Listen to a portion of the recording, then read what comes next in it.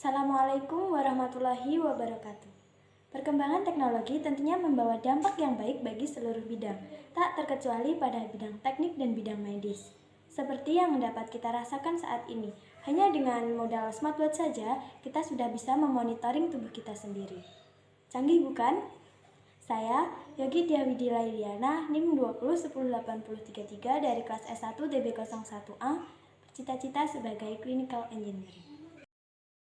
Baik, langsung saja di sini saya akan menjelaskan mengenai post-test praktikum fisika.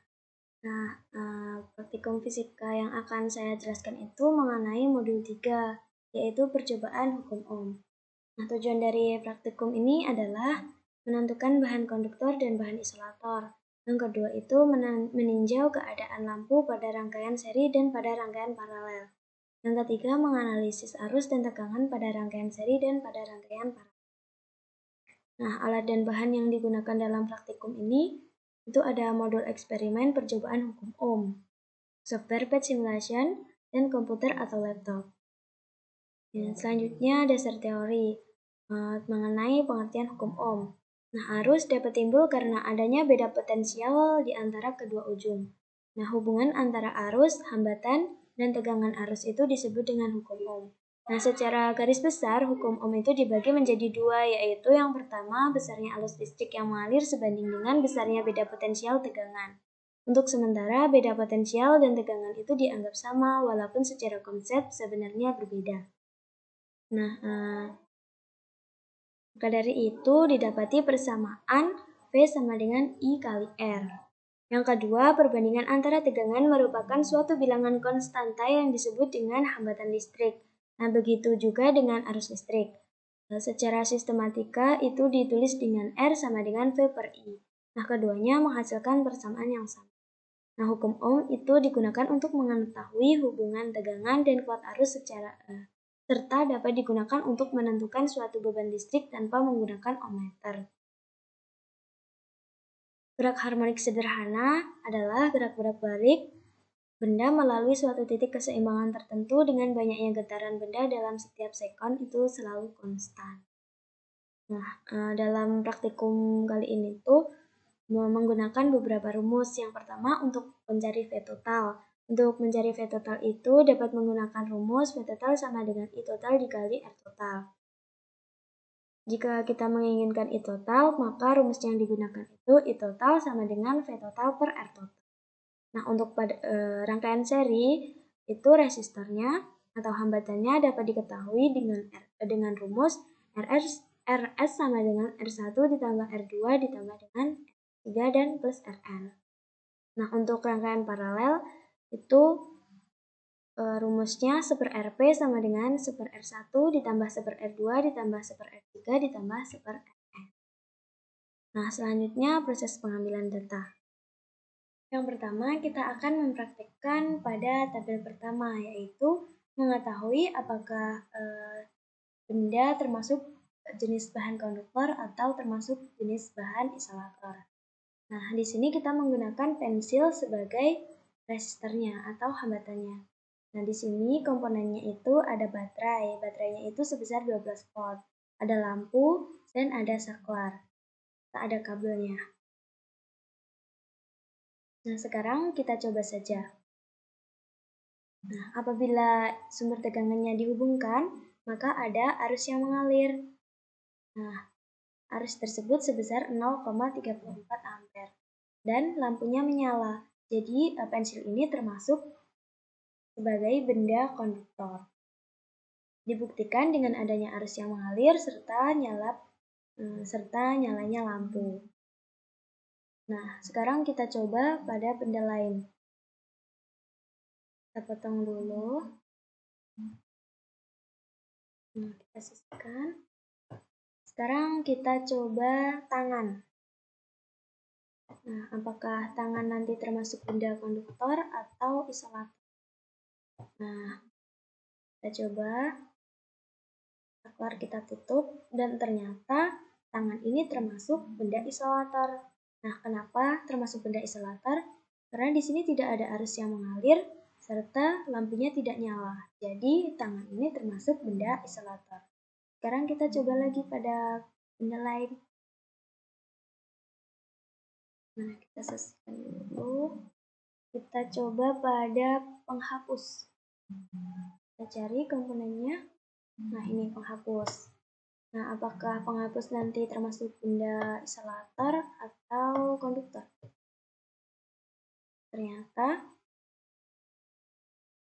penghapus juga termasuk pada benda isolator. Nah, kenapa demikian? Karena penghapus ini tidak bisa menghantarkan arus listrik dan sehingga lampunya tidak menyala. Nah, kita coba lagi. Ini kita buang.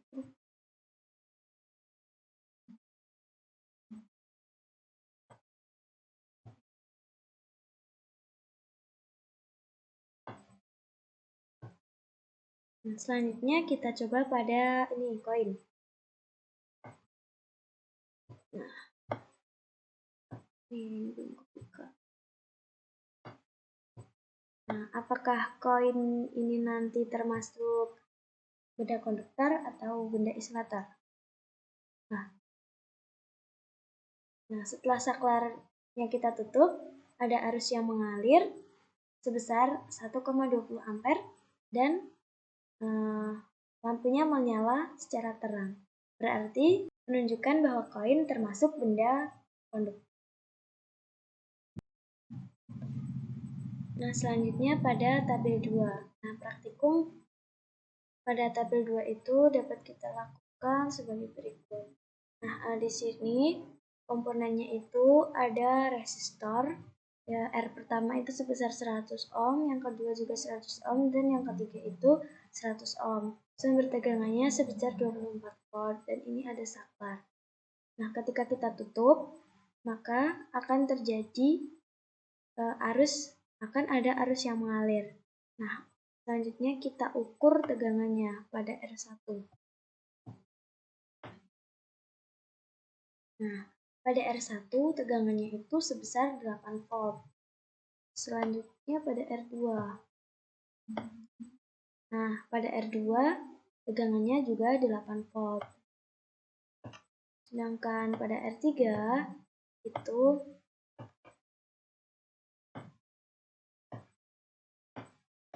tegangannya juga 8 volt. Nah, pada percobaan tadi dapat diketahui bahwa R1-nya itu sebesar 100 ohm, R2-nya juga 100 ohm, dan R3-nya itu juga sebesar 100 ohm. Nah, di sini berarti R totalnya itu R1 ditambah R2 ditambah dengan R3 sama dengan 300 ohm. Jika kita mencari E total berarti menggunakan rumus V total per R total. Jadi R-nya tadi itu sebesar 300 ohm dan V-nya itu sebesar 24. Jadi didapatkan E-nya itu sebesar 0,08 ampere dan V totalnya itu bisa dicari dengan rumus V total sama dengan I total dikali R total. Berarti 0,08 dikali dengan 300 sama dengan 24 volt. Selanjutnya pada tabel ketiga. Nah, pada tabel ketiga ini menggunakan beberapa komponen, yaitu ada resistor, ada sumber tegangan, saklar, dan kabel. Nah, di sini tuh yang pertama R1-nya itu sebesar 100 ohm, yang kedua 100 ohm, dan yang ketiga itu juga 100 ohm. Sumber tegangannya sebesar 24 volt. Nah, ketika kita jalankan itu tegangan pada R1 itu sebesar 24 volt. Selanjutnya pada R2. Nah, pada R2 tegangannya itu juga sebesar 24 volt. Yang ketiga, pada R ketiga itu tegangannya juga sebesar 24 volt. Nah, cara praktikumnya seperti itu. Untuk selanjutnya, apabila kita ingin mencari berapa arus yang mengalir pada masing-masing rangkaian, pada masing-masing resistor, itu kita dapat menggunakan ampermeter. Nah, di sini kita pasang. Di sini kita juga pasang ampermeternya. Di sini.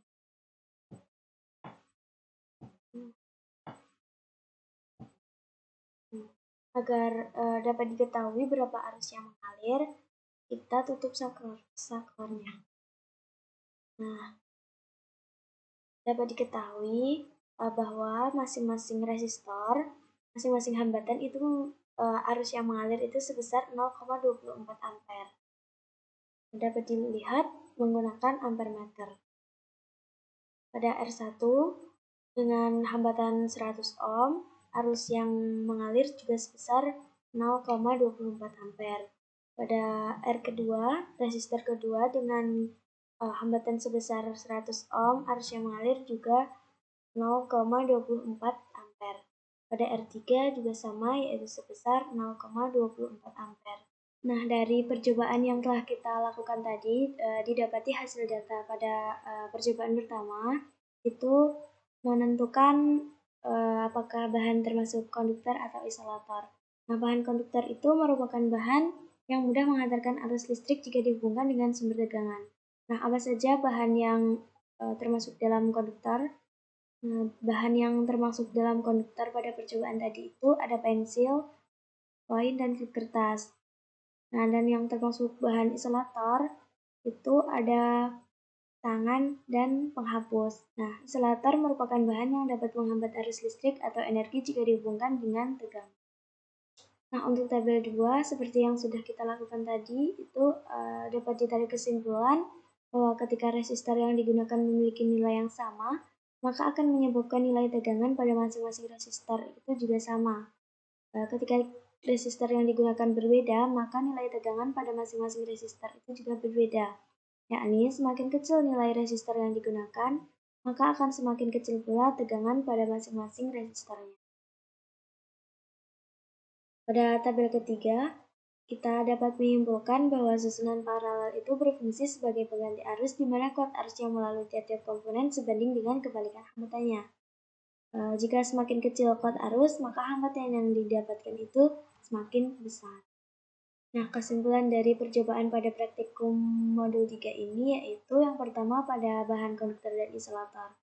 Nah, bahan konduktor itu merupakan suatu bahan yang mudah menghantarkan arus listrik. Nah, sebaliknya, isolator itu merupakan bahan yang dapat menghambat arus listrik jika dihubungkan dengan sumber tegangan. Yang kedua itu pada rangkaian seri.